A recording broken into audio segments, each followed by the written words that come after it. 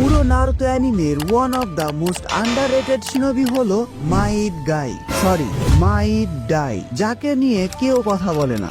অনেকেই ডানজো, শিশুই, Itachi, village এল্ডার, এমনকি টেনকে নিয়ে কথা বললেও মাইট ডাইয়ের বিষয়টা আসে না। এটার অন্যতম একটা কারণ হলো স্ক্রিন টাইমের অভাব, কিন্তু তারপরে অনেক কম সময়ের মধ্যে শিনোবি ওয়ার্ল্ড নিয়ে মাইট ডাই আমাদেরকে অনেকগুলো ইম্পর্টেন্ট লেসন দিয়ে গেছে। তাই আজকে এই ভিডিওতে আমরা আমাদের ইটারনাল গেরিনকে নিয়ে কথা বলবো। নারুতো শিপুডেন এপিসোড 418 এবং 419-এ আমরা মাইট ডাইকে একটু ভালোভাবে বুঝতে পারি। এই দুইটা এপিসোডেই as a shinobi Might die কেমন ছিল এবং মাইট গায়ের লাইফে মাইট ডাইয়ের ইম্পর্টেন্স ঠিক কতটুকু সেটা বোঝানো হয়েছে।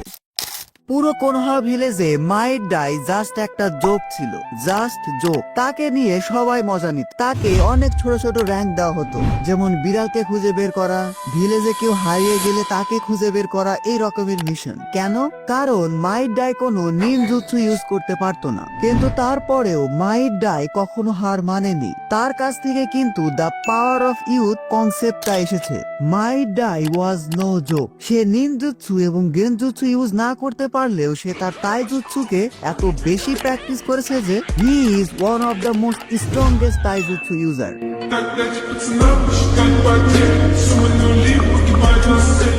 পুরো নারুতো সিরিজে আমরা কিন্তু মাইট ডাইয়ের কাছেই প্রথমবারের মতো 8 ইনার গেট সম্পর্কে জানতে পারি, যেটা একটা forbidden taijutsu but the strongest one. Technically এটা একটু জটিল প্রসেস, বাট একটু সহজভাবে বোঝানোর জন্য বলছি। ইনার গেট হলো তাইজুৎসুর এমন একটা টেকনিক যেটা তোমার বডির লিমিটেশনকে একেবারে রিমুভ করে দেয়। অর্থাৎ তাইজুৎসুতে তুমি তোমার হিউম্যান বডিকে ফুল পোটেনশিয়ালে ইউজ করতে পারো। আর এটার সবচেয়ে স্ট্রংগেস্ট ফর্ম হলো 8 ইনার গেট টেকনিক, যেটা হিউম্যান বডিকে এত বেশি পুশ করে যে এটা জাস্ট একটা ওয়ান টাইম ইউজ পাওয়ার। অর্থাৎ 8 ইনার গেট মাত্র একবার ব্যবহার করা যাবে এবং ব্যবহারের পরেই ইউজার সেখানেই ডেড।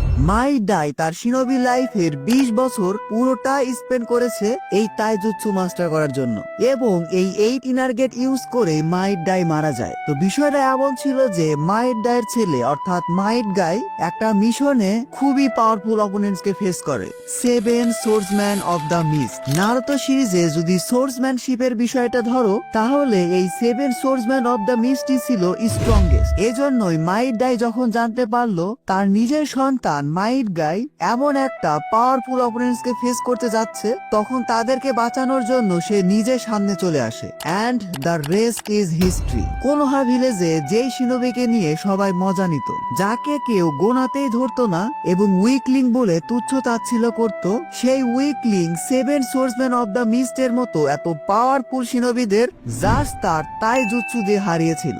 ইয়েস, মাইট ডাই এই ফাইটে 8 ইনার গেট ইউজ করেছিল এবং সে একাই 7 জন সোর্সম্যানের মধ্যে 4 জনকে মেরে ফেলেছিল। তোমাদের কাছে মনে হতে পারে 4 জনকে মেরে ফেলা আর কি এমন বিষয়, কিন্তু তোমাদের এটা বুঝতে হবে এরা কিন্তু তাদের সময়ে স্ট্রংগেস্ট সোর্সম্যান ছিল। পুরো শিনোবি ওয়ার্ল্ড তাদেরকে নিয়ে ভয় পেত। হিডেন অফ দ্য মিস্ট ভিলেজের মিজুকাগের পরেই সবচেয়ে স্ট্রংগেস্ট শিনোবি ছিল এই 7 সোর্সম্যান। তাদের সময়ে তারা এমন এমন ভয়ঙ্কর কাজ করেছিল যে 7 সোর্সম্যান অফ দ্য মিস্টই একটা ব্র্যান্ড হয়ে যায়। বলা হয়ে থাকে এই 7 জন এত বেশি পাওয়ারফুল ছিল যে তারা একাই একটা ভিলেজকে ক্যাপচার করতে পারবে, আর মাইট ডাই তাদের মধ্যে 4 জনকে হারিয়েছিল।